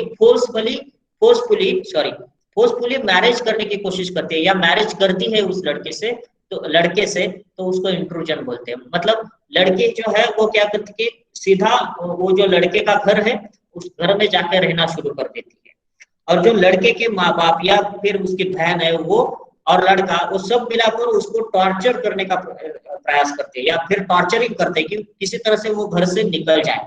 लेकिन वो टॉर्चर करते समय वो ख्याल रखते हैं कि किस तरह की इंजुरी उसको ना हो या मारपीट ना हो या फिर किसी तरह का नुकसान उसको ना पहुंचे। तो इस तरह का भी केयर उसमें लिया जाता है। सिर्फ बात करने से उसको टॉर्चरिंग किया जाता है या थोड़ा सा फिजिकली टॉर्चरिंग करने की कोशिश की जाती है जिससे वो क्या करे, वो घर छोड़ के जाए। लेकिन अगर वो लड़की वो सब टॉर्चर सहती है, वहीं पे रहती है एक वीक 2 वीक या फिर 1 महीना, तो उसके बाद में उस लड़की और उस लड़के की जो शादी है वो शादी करा दी जाती है। तो ये अलग तरीके का एक मैरिज का जो अपना लाइफ पार्टनर चूज करने का तरीका है, ये ट्राइबल्स में है। This is the marriage by intrusion. Again one of interesting ways to acquire mate is marriage by trial. ये भी बहुत अलग सा होता है। ये जो है मैरिज बाय ट्रायल, ये भिल कम्युनिटी में बहुत ज्यादा होता है कि यहाँ पर क्या है कि जो लड़का है उसका फिजिकल स्ट्रेंथ कितना है वो चेक किया जाता है। they test the strength of the guy or the boy. So उनके एक तरीका है, होली के दिन में क्या होता है कि जो लड़कियां है वो पूरा राउंड बनाती है, गोल राउंड में खड़ी होती है, बीच में एक लकड़ी का खंबा डाला दिया जाता है और खंबे के ऊपर जो है कुछ इटेबल मटेरियल्स होते हैं, जैसे गुड़ होता है, कोकोनट होता है, वो टांग दिया जाता है ऊपर।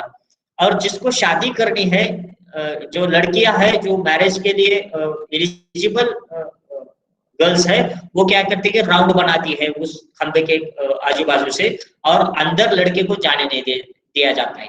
अंदर कुछ लड़कियां होती है जो हाथ में डंडा लिए भी खड़ी होती है। और इसमें क्या करना है कि जिसको शादी करनी है उस लड़के को ये रिंग तोड़ के अंदर जाना है, फिर अंदर जाके उस खंबे पे चढ़ना है और खंबे से वो जो इटेबल मटेरियल है, जो गुड़ है, कोकोनट है, वो लेके आना है। अगर इसमें वो सक्सीड होता है, अगर वो सक्सीड होता है ये सब लाने में, तो ये जो राउंड में जो लड़कियां खड़ी है या फिर अंदर जो लड़कियां खड़ी है, इनमें से किसी भी लड़की को वो चूज सकता है और उसके साथ शादी कर सकता है। तो इस तरह का जो है ये मैरिज बाय ट्रायल है। इसमें जो लड़कियां जो रिंग बना के खड़ी हुई है, वो क्या करती है, अपोज करती है उस लड़के को अंदर जाने से, रोकने की कोशिश करती है। या फिर अंदर जो लड़कियां जो हाथ में डंडा या लकड़ी लेके खड़ी है, वो भी कोशिश करते हैं कि ये ऊपर ना चढ़े और वोट ना लाए। तो इसमें स्ट्रेंथ जो है वो चेक करने की कोशिश की जाती है। ये चेक करने की कोशिश क्यों की जाती है? क्योंकि जो लाइफ है ट्राइबल्स की, वो बिल्कुल या बहुत ज्यादातर हार्डशिप का लाइफ है, उसमें बहुत ज्यादा दिक्कतें आती है, या फिर तुम्हें स्ट्रेंथ होना या स्ट्रांग होना बहुत जरूरी है। इसलिए इस तरह का एक प्रकार है या फिर वेज है अपना मेट चुनने का। Then marriage by mutual consent एक है, जिसमें दोनों पार्टी या दोनों के माँ बाप अगर राजी है तो वो म्यूचुअली कंसेंट करके शादियां करवा देते हैं। देन मैरिज बाय प्रोबेशन एक अलग टाइप का है। मैरिज बाय प्रोबेशन में होता है कि इसमें जो लड़का और लड़की है वो एक दूसरे को कितना लाइक करते हैं, उनका नेचर समझने के लिए, एक दूसरे का नेचर समझने के लिए जो लड़का है वो क्या करता है कि लड़की के घर में जाके रहता है 1 वीक के लिए या 1 महीने के लिए, और देखता है कि किस तरह से लड़की का नेचर है, ये सब उनमें जो लाइकिंग्स है वो बढ़ाने की कोशिश की जाती है। इस तरह से 1 महीना वहां पर रहता है। प्रोबेशनरी मैरिज भी कह सकते हैं इसको। उस प्रोबेशन पीरियड में अगर ये लड़का और लड़की एक दूसरे को अच्छे लगने लगे, उनको अगर प्यार हो गया तो उनकी शादी करवा दी जाती है। अगर लड़का और लड़की में अच्छा रिलेशनशिप नहीं हुआ, अच्छे नहीं लगे, तो इस केस में लड़का फिर वापस अपने घर जाता है, लेकिन उसका कंपेंसेशन के स्वरूप में कुछ पैसे या कुछ वस्तु जो है वो गर्ल्स के पेरेंट्स को उस लड़के को देना पड़ता है। तो ये अलग तरीका है। ये देखो, इस तरह का जो कल्चर है वो अलग है।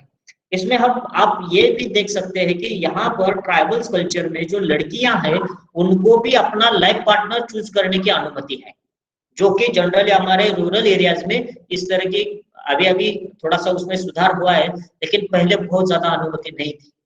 पता ही नहीं चलता था कि किसके साथ शादी हो रहा है, माँ बाप जिसके साथ शादी करा देंगे उसी के साथ रहना है, इस तरह का कल्चर होता था।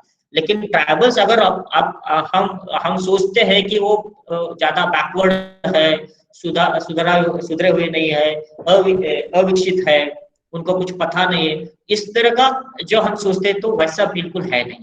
अगर थॉट के बारे में हम सोचते हैं, जो उनका विचार है या जो उनका कल्चर है, जो वैल्यू सिस्टम है या फिर जो फ्रीडम है उसके बारे में सोचते हैं, तो हमसे वो काफी आगे है। क्योंकि ये जो तरीके हैं, ये इन तरीकों में उन्होंने लड़कियों को भी अपना लाइफ पार्टनर चूज करने की अनुमति दे दी है या फ्रीडम दे दिया है, जो हम अभी तक नहीं दे पाए हैं। अभी भी रूरल्स में हम इस तरह का जो अनुमति है या परमिशन है लड़कियों को नहीं है। जो माँ बाप कहते हैं, जो पेरेंट्स कहते हैं, घर के लोग कहते हैं, उसी से शादी करते हैं। तो ये जो इस मायने में अगर हम देखते हैं तो ट्राइबल्स हमसे काफी अलग और काफी आगे भी दिखाई देते हैं। ट्राइबल इकोनॉमी हमने थोड़ी बात की थी पिछले कुछ स्लाइड में ट्राइबल इकोनॉमी के बारे में। ट्राइबल इकोनॉमी के कुछ कैरेक्टरिस्टिक्स हम देखते हैं। इसमें जो ट्राइबल कम्युनिटी है वो ज्यादातर जंगलों में रहते हैं, तो उसका जो डिपेंडेंसी है वो फॉरेस्ट में है, फॉरेस्ट पर है, जंगल में ज्यादातर डिपेंडेंट है। वो जो रोज का उसका खाना है, रोज की जो इकोनॉमी है या फिर रोज का लाइवलीहुड जो है वो सब जंगल में डिपेंडेंट है। अनदर डिपेंडेंसी है कि वो जो कल्टीवेशन है, वहां की जो खेती है वो शिफ्टिंग कल्टीवेशन है, मतलब एक जगह रहते नहीं है, वो नोमैडिक नेचर है उनका। कभी 4 महीने यहाँ पर रहे, अगले 4 महीने कहीं अलग जगह जाके रहे, तो हर जगह जाते तो हर जगह खेती करने की कोशिश करते हैं, तो वो शिफ्ट हो जाते हैं one place to another place और अलग अलग जगह खेती करने की कोशिश करते हैं। तो वो शिफ्टिंग कल्टीवेशन की एक ट्राइबल इकोनॉमी की एक कैरेक्टरिस्टिक है। देन रेगुलर कल्टीवेशन है, जो ट्राइब्स है जो एक ही जगह पे स्थायी हुए हैं, एक ही जगह पे रहते हैं, वो जो नोमैडिक नेचर में नहीं है, वो क्या करते हैं, एक ही जगह खेती करते हैं। तो इस तरीके की भी खेती यहाँ पर होती है। Then agriculture labour including farm and plantation work, जो कुछ ट्राइबल कम्युनिटी के कुछ लोग जो है वो एग्रीकल्चर में लेबर, खेतों में लेबर बन के काम करते हैं, या फिर जंगलों में जो प्लांटेशन होता है वो प्लांटेशन का भी बहुत ज्यादा काम इनको ट्राइबल्स लोगों को दिया जाता है, तो उसमें भी उनकी डिपेंडेंसी रहती है। कुछ ट्राइबल्स है जो लाइफ स्टॉक रेयरिंग का काम करते हैं, बकरियां पालना या फिर गाय भैंस पालना, और उससे कुछ आमदनी करना या उससे कुछ इनकम करना, इस तरह का कुछ नेचर कुछ ट्राइबल कम्युनिटी का है। Some are engaged in the basket making. अगर नॉर्थ ईस्ट या फिर हिमालयन रेंज के जो रेंज में जो ट्राइबल्स पाए जाते हैं वो बास्केट मेकिंग में ज्यादा इन्वॉल्व है। कुछ ट्राइब जो है वो फॉरेस्ट में जाके, जंगल में जाके कुछ फॉरेस्ट प्रोड्यूस जो है कलेक्ट करते हैं, जैसे कि मतलब अभी उसको गम बोलते हैं हम, वो गम कलेक्ट करना है या लकड़ी कलेक्ट करना है, मेडिसिनल प्लांट कलेक्ट करना है और वो बेचना है, और उससे अपना घर का जो रोज का जो खर्चा है वो निकालना है। तो कलेक्शन ऑफ फॉरेस्ट प्रोड्यूस ये एक अनदर कैरेक्टरिस्टिक्स है। देन हाउस होल्ड वर्क, कुछ जो है तो एक दूसरे के घरों में काम करना, ये अभी थोड़ा इसमें ज्यादातर हुआ है। अभी हम अगर महाराष्ट्र में हम नासिक ये जो डिस्ट्रिक्ट है या सिटी है उसके आजू बाजू में ट्राइबल कम्युनिटीज बहुत ज्यादा है, तो कंस्ट्रक्शन वर्क पे भी अभी वो ट्राइबल कम्युनिटीज के लोग जो है काम करने आ रहे हैं, या फिर घर में जो घर काम करना होता है, झाड़ू पोछा ये सब, उसमें भी कुछ लोग काम करने लगे, लेकिन उसका जो नंबर है ये बहुत थोड़ा कम ही है। फूड गैदरिंग का होता है, जो खाने के लिए जो चीजें लगती है वो जंगल से कलेक्ट करना या हिल से कलेक्ट करना, और इस पे भी ज्यादातर जो ट्राइबल इकोनॉमी है वो डिपेंडेंट है। ये हुई इकोनॉमी की बात। अगर हम ट्राइबल कल्चर और वैल्यूज की बात करते हैं, जैसे हमने पहले भी बताया कि जब हम ट्राइबल के बारे में सोचते हैं या फिर we think about tribal community, तो हमारे दिमाग में जो पिक्चर आता है तो इसी तरह का आता है कि भाई पूरे कपड़े नहीं है, फिर अलग से दिखते हैं, या फिर ऑर्नामेंट्स अलग है, कपड़े अलग है, उनका रहन सहन अलग है, तो ये सब उनका जो आर्ट है वो भी अलग है, तो ये सब हमारे सामने आता है। तो ट्राइबल कल्चर और वैल्यूज समझना बहुत ज्यादा जरूरी है।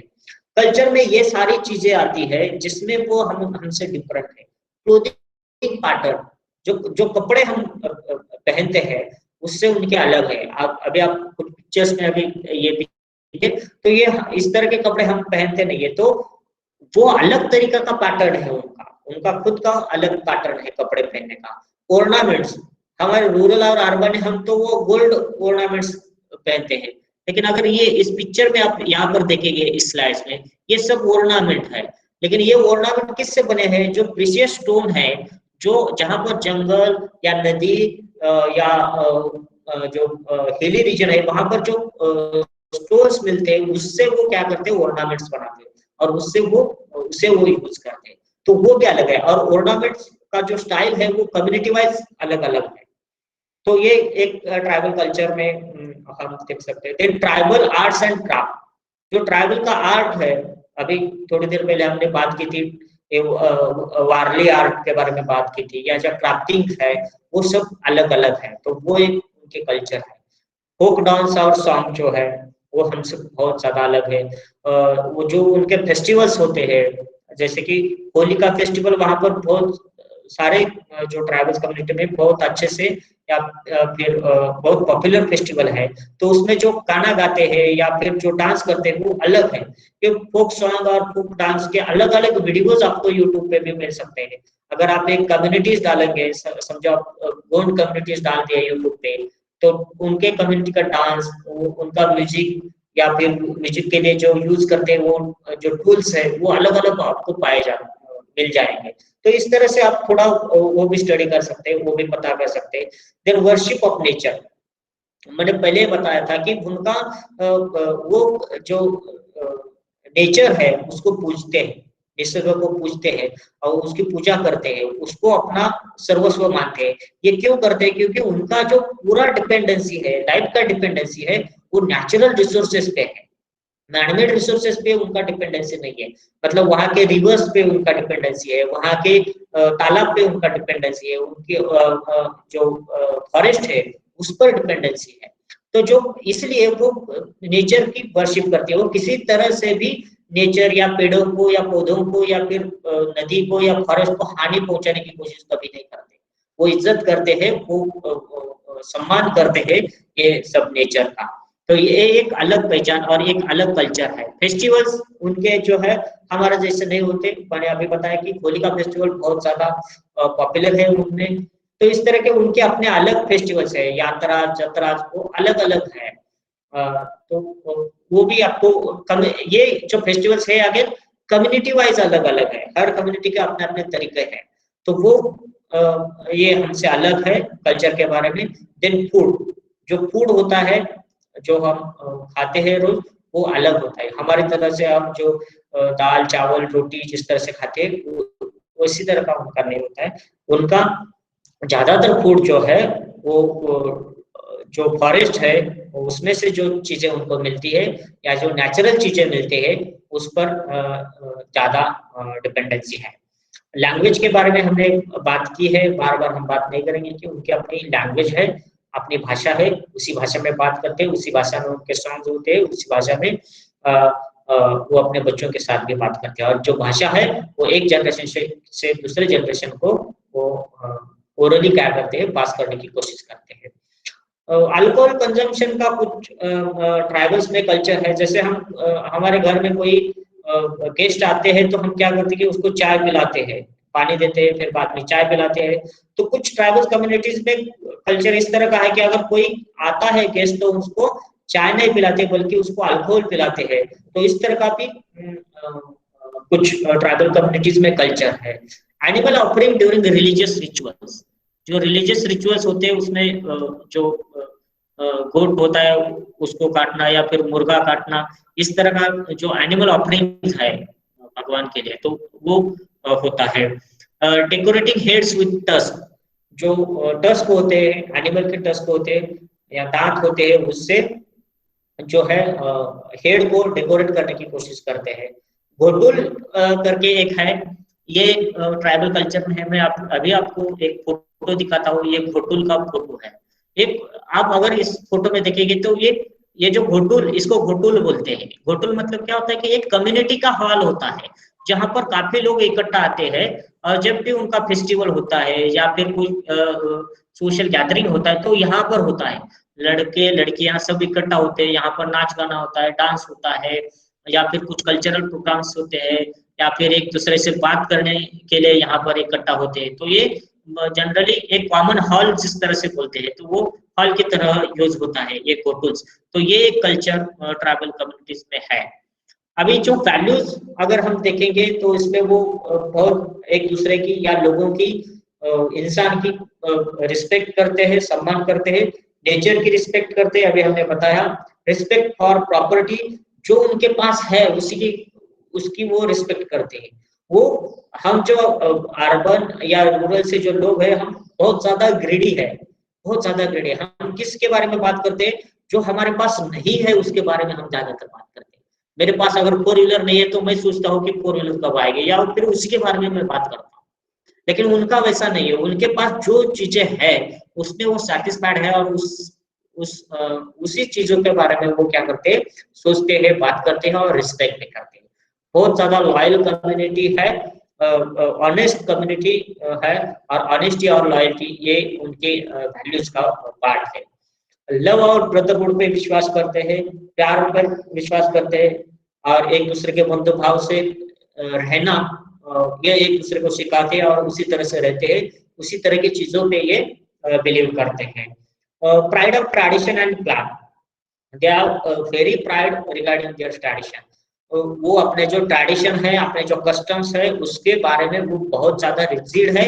वो कभी अपने ट्रेडिशंस नहीं छोड़ते, कभी अपना जो प्लान है उसके बारे में कभी कॉम्प्रोमाइज नहीं करेंगे। उनको अपने ट्रेडिशन और प्लान पे बहुत ज्यादा प्राइड या प्राइड महसूस करते हैं। जेनरोसिटी है, मतलब जो believes in giving more than taking. ये जेनरोसिटी जो है, मतलब इसका मतलब यह है कि वो इस चीज पे ज्यादा बिलीव करते हैं कि देना ज्यादा है, लेने से देना ज्यादा है। मतलब दूसरों को देने पे ज्यादा विश्वास करते हैं, जो त्याग की वृत्ति बोलते हैं, हम बोलते हैं, तो उस पर ज्यादा भरोसा करते हैं। तो ये एक अलग है। हम क्या सोचते हैं, देखो हमें क्या मिलेगा, कितना मिलेगा, इसके बारे में सोचते हैं, लेकिन ट्राइबल कम्युनिटी इसके बारे में नहीं सोचती है। वो सोचते हैं कि हम दूसरों को कितना ज्यादा दे सकते हैं और कम से कम ले सकते हैं। ये जो वैल्यूज है, ये हमसे ट्राइबल कम्युनिटी अपने आप को अलग महसूस कराती है। तो ये जेनरोसिटी के बारे में है। Then the worship of tribal deities, जो डाइटीज है उनके वो अलग है। जैसा ये मोगरा देव है, शीतला माता है, एकवीरा है, ये कुछ उनके देवताएं हैं, उनकी जो ये ट्राइबल कम्युनिटी जो है वो पूजा करती है। अभी ये घोटुल्स के बारे में आपने देख लिया। अभी आखिरी में हम देखेंगे कि ट्राइबल्स कम्युनिटी जो है वो किस तरह के प्रॉब्लम्स को वो फेस करती है।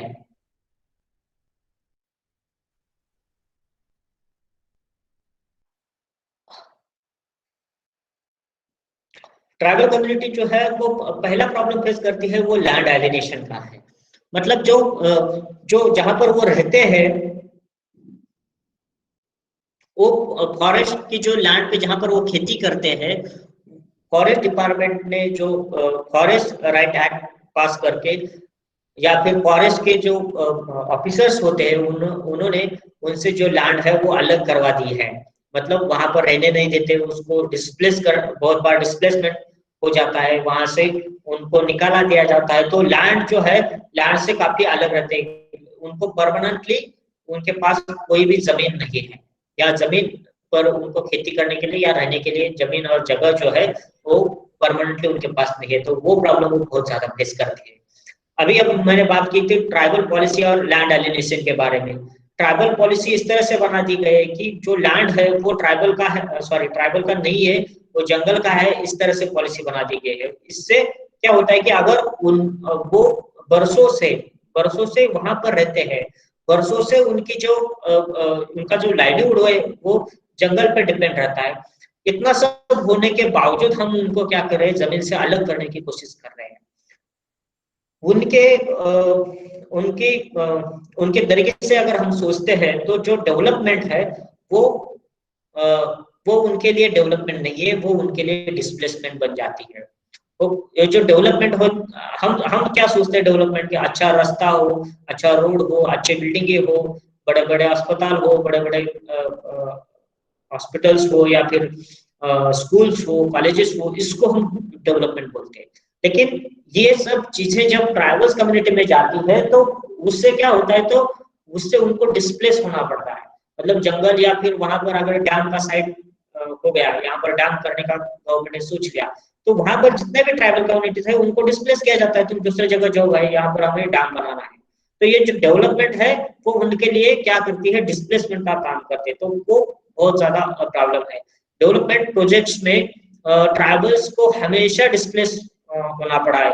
जैसे हम महाराष्ट्र मध्य प्रदेश में जो डैम है, अभी मुझे नाम याद नहीं आ रहा, लेकिन उस पे जो डैम है उसमें जो ट्राइबल कम्युनिटीज को डिस्प्लेस होना पड़ा है, उसका जो मुआवजा है, जो उसके उनको जो मिलना चाहिए था, या घर मिलना चाहिए था, जमीन मिलना चाहिए था, वो अभी तक नहीं मिला है। जो मेधा पाटकर जी है, महाराष्ट्र में जो सोशल एक्टिविस्ट है, मध्य प्रदेश में काम करते हैं, महाराष्ट्र में काम करते हैं, तो वो उसी चीज के लिए लड़ते हैं। जो ट्राइबल्स कम्युनिटी है जिनका खुद का जमीन या फिर जंगल उस डैम के लिए गया है, तो उसका मुआवजा जो है, उसके बदले में जो मिलना चाहिए उनको अभी तक कुछ भी नहीं मिला। तो ये जो डिस्प्लेसमेंट है ये बहुत ज्यादा इंड्यूस करता है ये डेवलपमेंट के प्रोसेस में। देन इंडेप्टेडनेस बहुत ज्यादा है, कर्जा बहुत ज्यादा है, क्योंकि वो इनकम उनका बहुत कम है। अगर आप सोचते हैं कि जंगल से लकड़ी लाके बेचेंगे तो उससे कितना आएगा, या फिर आप सोचते हैं कि जो मेडिसिनल प्लांट है या फिर कुछ अलग चीजें हैं, जैसे तेंदुपत्ता का बात होती है बहुत बार, तेंदुपत्ता वो कलेक्ट करके लाते हैं और बेचते हैं, तो उसमें कितना आमदनी होगा, तो बहुत कम आमदनी होता है। तो बाहर के लोग क्या करते हैं, उसमें एक्सप्लॉयटेशन भी बहुत ज्यादा करते हैं। बाहर के लोग चाहते हैं ये सारी चीजें परचेस करते हैं और निकल जाते हैं। तो उसमें प्रॉफिट जो है, जो काम करते हैं उसमें पैसा बहुत कम मिलता है, तो उससे ज्यादा क्या होता है, वो कर्जा लेते हैं। और जो कर्जा है वो किसी फॉर्मल फाइनेंशियल इंस्टीट्यूशन से नहीं मिलता है या बैंक से नहीं मिलता है उनको। तो उनको ये सब चीजें कहाँ से मिलती है, तो ये सब चीजें उनको जो मनी लेंडर्स होता है उनसे कर्जा लेना पड़ता है।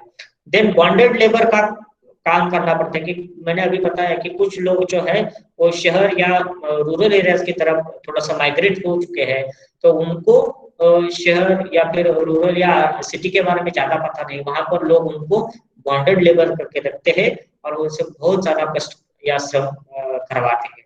तो एक चीज है। Then issues related to the health के बारे में बहुत ज्यादा प्रॉब्लम है, क्योंकि हेल्थ के लिए अच्छा पीने का पानी नहीं है। जैसे महाराष्ट्र में हम, अगर थोड़ी देर पहले सर ने हमें बताया था इंट्रोडक्शन में कि हम मेलघाट में गए थे, जो महाराष्ट्र अमरावती डिस्ट्रिक्ट में है, तो वहां पर हेल्थ से रिलेटेड काफी इश्यूज है। माल न्यूट्रिशन का इश्यूज वहां का अभी भी है। आप सोच लो 70-75 साल हो गए, अभी भी माल न्यूट्रिशन का इश्यूज है।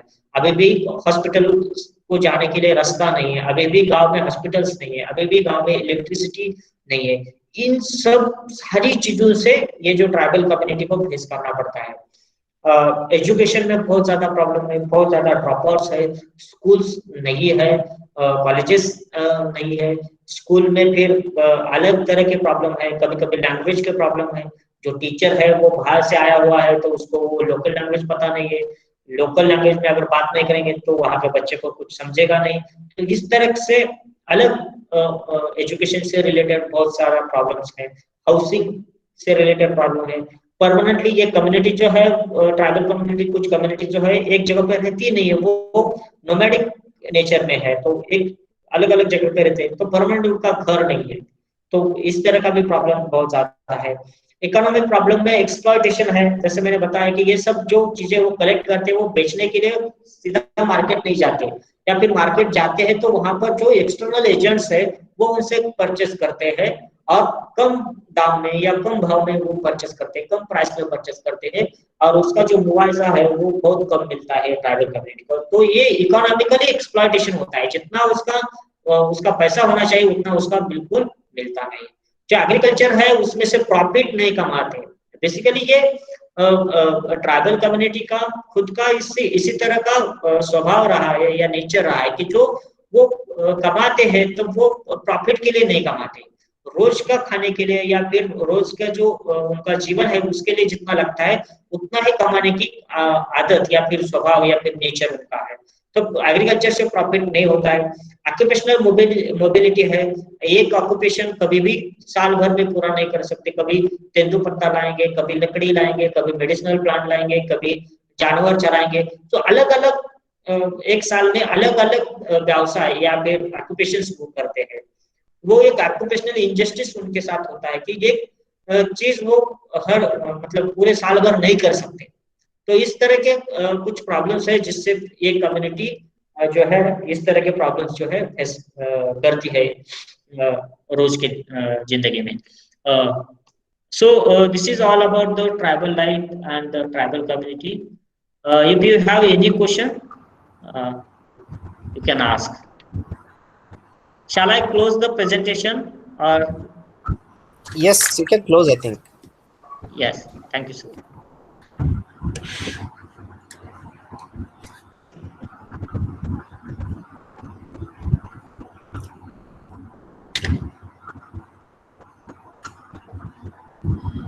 Dear students, ಏನಾದರೂ ಕ್ವಶನ್ಸ್ ಇತ್ತಂದ್ರೆ ಕೇಳಬಹುದು sir. Any questions related to tribal community and their lifestyle?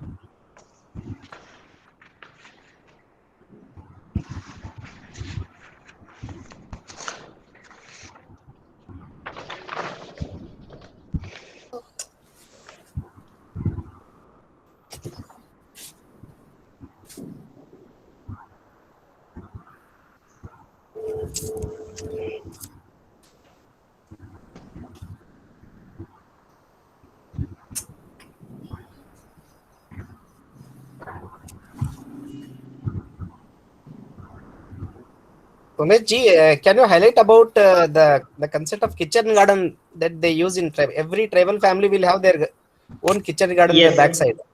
Yes sir. हाँ, हमने जब हम मेलघाट में गए थे वहां पर भी हमने किचन गार्डन का सिस्टम देखा था। ये जो घर होते हैं उनके, जो घर के बाजू या फिर पीछे का जो थोड़ा लैंड होता है, जमीन थोड़ा सा जो होता है उसमें वो गार्डन बनाते हैं, और उसमें उनका जो हम हमारे रोज के लिए जो सब्जी लगाते हैं वो सारे सब्जी के प्रकार वहां पर होते हैं, और उससे वो यूज करते हो किचन में।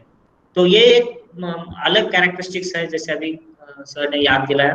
तो ये किचन गार्डन का सिस्टम वहां पर है। वो गार्डन जो है डिपेंड करता है कि उसके घर में कितने फैमिली मेंबर्स है, उनको खुद के लिए कितना लगता है उतना ही वो वहां पर उगाते हैं, और उससे जो है वो जो सब्जियां हैं या फिर जो नट्स है जो भी उनको लगता है सब्जी के लिए वो बनाते हैं और उससे चलाते हैं। तो वो भी एक कंसेप्ट है किचन गार्डन का।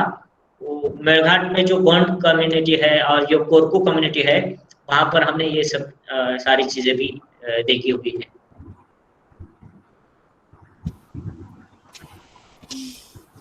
और ट्राइबल कम्युनिटीज में जो कल्टीवेशन का जो ये होता है, जो एग्रीकल्चर करते हैं वो, यस हाँ, कल्टीवेशन के बारे में ये है कि जो एग्रीकल्चर है वो प्रोग्रेसिव या डेवलप्ड एग्रीकल्चर नहीं है। जो करते हैं कल्टीवेशन वो जो ओल्ड ट्रेडिशन से करते हैं, पुराने तरीके से करते हैं, और उससे होता क्या है कि जो अर्निंग है या फिर जो क्या बोलते हैं खेत से जो उत्पाद आता है वो बहुत कम आता है। लेकिन अगर फिर मैंने पहले भी बताया था कि उनका जो मोटो होता है वो एग्रीकल्चर से प्रॉफिट कमाना होता ही नहीं है। वो उनको जितना लगता है उसी तरह का उत्पादन वहां पर करते हैं। जो मतलब ज्यादातर हम जहाँ पर गए थे ट्राइबल्स एरिया में, वहां पर एक अलग तरह का उनका चावल का बीज था, वो चावल का उत्पादन करते थे। तो जो ट्रेडिशनल मेथड्स है उससे मतलब हम यहाँ पर लोहे का नांगर चलाते हैं, प्लॉग चलाते हैं प्लॉगिंग के लिए रूरल एरियाज में, तो वो वहां पर वो लकड़ी का इससे नांगर चलाएंगे या फिर हाथ से ही बीज बोने की कोशिश करेंगे। तो ये इसी तरीका का लाइवलीहुड का सोर्सेस है। या फिर जब हम उनके फिशरी के बारे में भी बात करते हैं, तो फिशरी में भी वो उतनी मच्छी पकड़ेंगे जितनी उनको जरूरत है। ऐसा नहीं कि वो बहुत ज्यादा मच्छी पकड़ेंगे और फिर शहर जाके वो बेचेंगे और बहुत ज्यादा पैसा कमाएंगे। इस तरह का उनका नेचर ही नहीं है। ऑक्यूपेशनल जो समझ है वो उसी तरह की है उनकी। तो फिशरी में भी वो उनका अलग अपना तरीका है। बड़ा वाला हमारा जैसा नेट लेके जाएंगे, बहुत ज्यादा मछलियां पकड़ेंगे, इस तरह का नहीं है। उनका अलग सिस्टम है, या फिर अलग तरीके से छोटा नेट रहता है, उससे उनको जितना लगता है उतनी ही मछलियां पकड़ते हैं। खेती के बारे में वैसा है, पुरानी तरीके से खेती करते हैं, आज भी नए तरीके के इस्तेमाल नहीं करते हैं। जो इरिगेशन की फैसिलिटीज है बिल्कुल है नहीं, जो डिपेंडेंसी है वो बारिश के ऊपर बहुत ज्यादा है। तो वो सीजनल एग्रीकल्चर भी बहुत ज्यादा होता है ट्राइबल कम्युनिटी में। Yes sir.